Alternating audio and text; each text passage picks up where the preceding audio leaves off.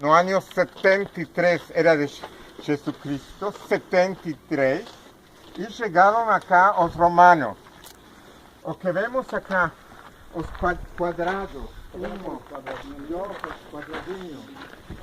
cuadradinhos, disculpa, los cuadradinhos, 8 cuadradinhos así alrededor de este lado y al norte es el norte, al lado izquierdo es el norte y al lado oeste, otro lado, 8 campamentos.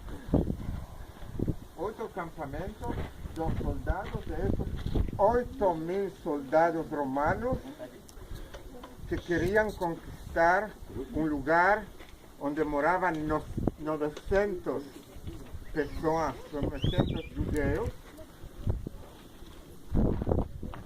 900 judeos, que de esos 900 judeos pues, eran crianzas, eran idosos, etcétera, etcétera, más o menos.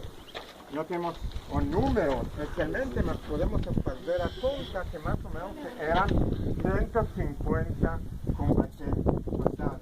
¿No? 150 contra 8.000 soldados. Podemos comparar. Los soldados estaban todos alrededor.